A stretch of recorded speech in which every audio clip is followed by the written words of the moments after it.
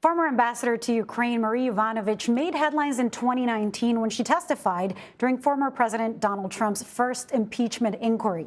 Yovanovitch was abruptly recalled from her position earlier that year after Trump and his allies accused her of undermining the president's efforts to pressure Ukraine into investigating Joe Biden. Now, nearly 3 years later, she's detailing that experience and her 3 decades of foreign service in her new memoir, Lessons from the Edge. Ambassador Marie Yovanovitch joins me now. Thank you for joining us, Ambassador Yovanovitch. In your memoir, you write about your experience as ambassador to Ukraine in 2019 when Volodymyr Zelensky was elected president. I want you to please take us back to that moment. I mean, this was such an unlikely leader to come up, somebody who played president on television and then became the leader of the country. Now he's become a globally praised hero for his country. Why was that election particularly significant to the U.S., and what was it like witnessing from your standpoint? Well, it was significant because Petro Poroshenko had become president in 2014 after the Revolution of Dignity, when the Ukrainian people kind of rose up and said, we want to go west, we want to look to the EU, we want a closer association with the EU for the economic benefits that would bring, and we want to end corruption. And so in the beginning, there was a lot of reform, a lot of progress made. But, you know, as often happens, things got slower. And so Zelensky was the protest candidate. He ran on a platform of anti-corruption, and the people voted him in with about 73% of the vote. So he was very, very popular. And but I think that perhaps few of us realized that he would become kind of the Winston Churchill of our time, that he would not only reflect the spirit of the Ukrainian people, but bind them together, unite them, and inspire them as well as the world. And just his sheer courage, staying in Kyiv with the constant bombardments, going out in the streets, is a remarkable example, I think, for all of us. As Scott Pelley wrote, more Churchill than Chaplin. Certainly he's proven to be. Now, some experts have said that Russian President Vladimir Putin wants to recreate the Soviet Union, to reinstate the Russian Empire, if you will, starting, of course, with this invasion of Ukraine. In your opinion, with what you know, first of all, is that possible? Second, what would that take? Well, I think that Vladimir Putin does want to do this. I mean, he's told us as much, and he's certainly taking action in that regard. But here's what I know. Russia can't succeed in that mission because the Ukrainian people will resist. What we've seen over the last month, we will continue to see. And even if Russia prevails militarily, the Ukrainian people will launch a guerrilla war. And there will be civil disobedience. I would not want to be a Russian occupier anywhere in Ukraine because it would be very dangerous. The price would be very high. I wouldn't want to go into a cafe. I wouldn't know what they were serving me. I wouldn't want to get into a car that was serviced by a Ukrainian mechanic. The price will be high, both in terms of blood and treasure for Russia. And ultimately, they will fail. Well, it has been so far, certainly. I mean, Russia has lost more troops than I'm sure Putin or anyone calculated this far into the war. I have a question for you. How, in your opinion, how did former President Donald Trump's handling of Russia and Putin at the time impact the current relationship that Russia and the U.S. have at this point?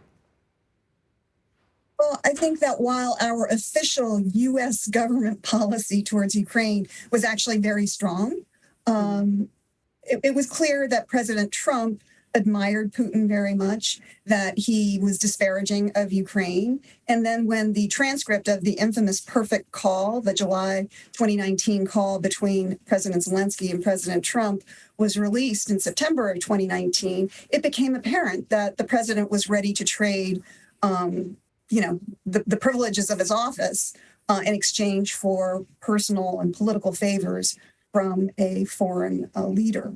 So that was extremely damaging, and I'm sure really emboldened Putin because he understood that Ukraine was just a pawn, number one, and number two, you can make deals with this administration that are perhaps that undermine U.S. national security interests. And I think that the other part of this is President Trump's attitude towards NATO, which again was very negative. He disparaged our allies, and he cozied up to dictators around the world, including Putin. So Putin was getting everything he needed.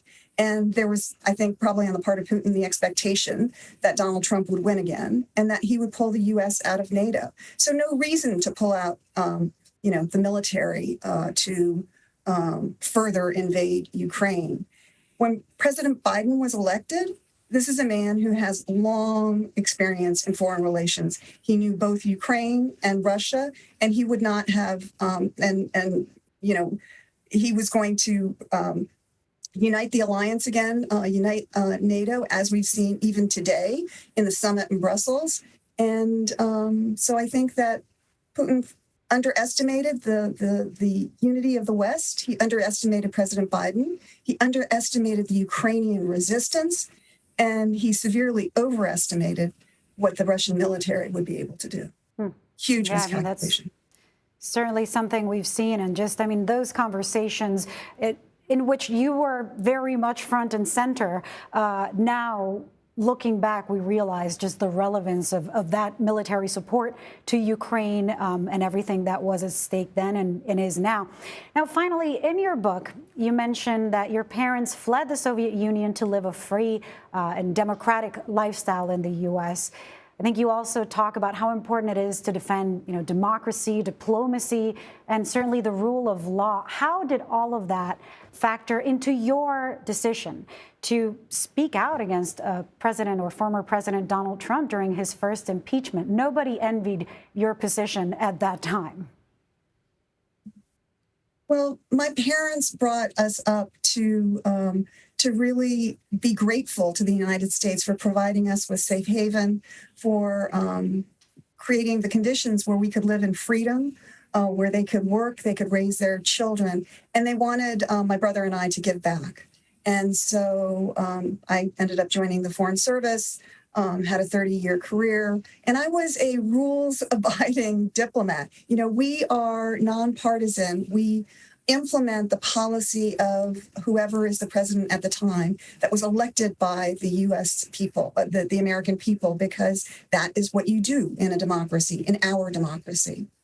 And when I was instructed not to testify, that was a real test for me because on the one hand, I, wanted to follow the administration's orders. On the other hand, the impeachment inquiry was a constitutional event, and I felt that my greater allegiance was to the Constitution rather than to any individual. Right, and you made that clear at the time. Ambassador Marie Yovanovitch, thank you so much for joining us tonight. Thank you.